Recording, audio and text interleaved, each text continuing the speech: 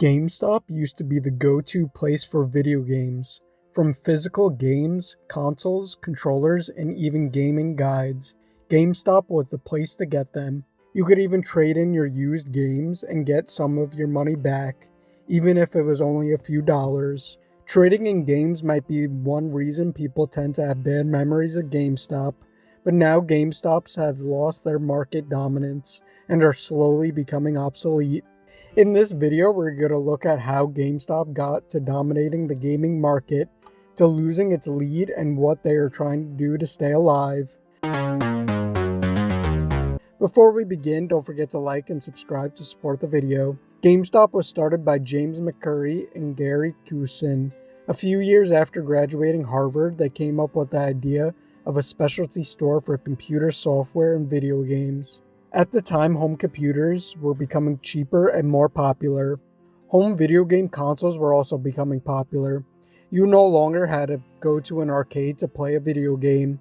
Ross Perot, yes, the same Ross Perot that ran for president in 1992, he was the first main investor in the idea and bought 1/3 ownership.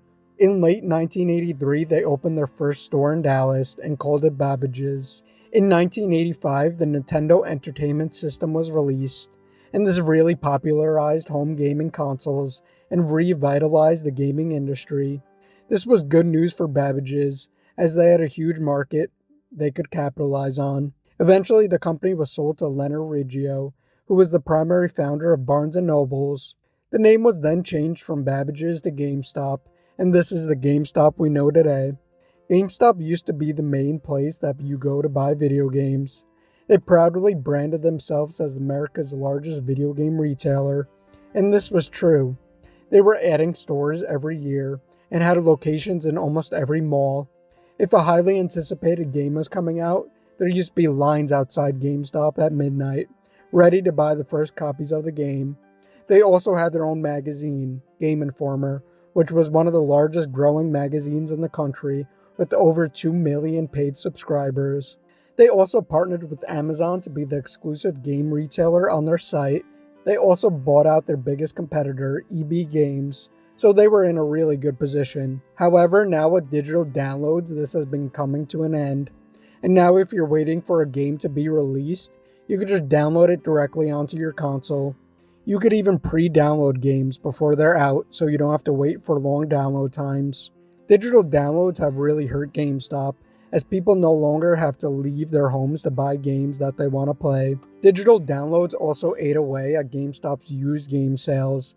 This is where GameStop's had their advantage over a lot of other retailers. You could go buy used games for cheap. You could also trade in your used games for some money. This was a great strategy because whoever traded their games in now had money to buy other used games. Used game sales also had the biggest profit margins. We all remember buying a new $60 game, then trading it in for $5 a few weeks later. Well, GameStop would turn around and sell that game for $55. They would basically make 2 sales on one item. However, used games are becoming a thing of the past, as physical copies of games are decreasing. Even if somebody wanted to buy a physical copy of a game, there are a lot of other retailers that GameStop is competing with, from Amazon, Best Buy, Walmart, and Target. However, if you look at GameStop's revenue, it actually has been pretty stable.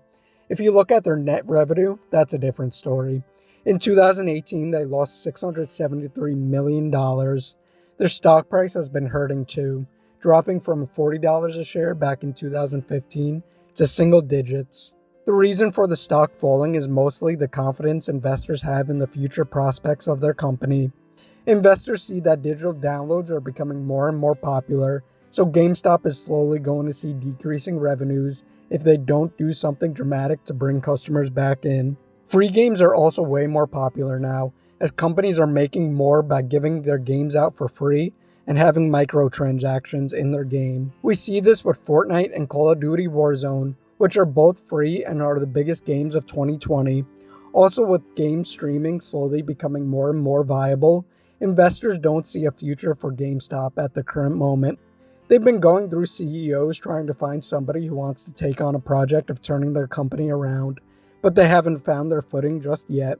They recently renovated some of their stores and are trying to focus on becoming more of a gaming hangout spot.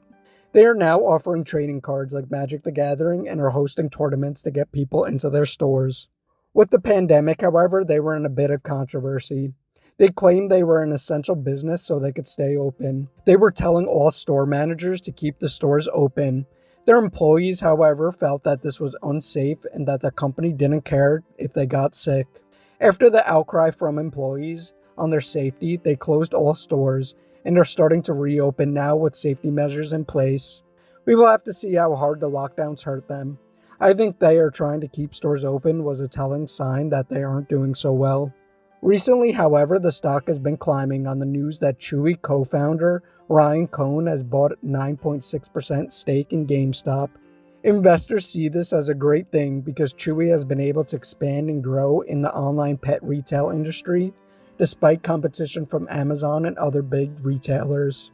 Investors believe that with influence from Ryan Cohn, GameStop might be able to pivot and expand their online presence. The stock is also heavily shorted. This just means that you are betting that the stock will go down. If the stock goes up, however, you lose money. So people are betting that there will be a lot of people closing their short positions, making the stock rise even more. Another catalyst for the stock will be the release of the PlayStation 5 and the Xbox Series X. The bottom line is that GameStop is going to have to pivot their business model. It can no longer survive long-term as the used game store, as digital downloads and freemium games are becoming more and more popular. We will have to wait and see what GameStop will do, or if they will slowly fade away like other retailers have before it. And with that being said, thanks for watching, and don't forget to like and subscribe to see more videos.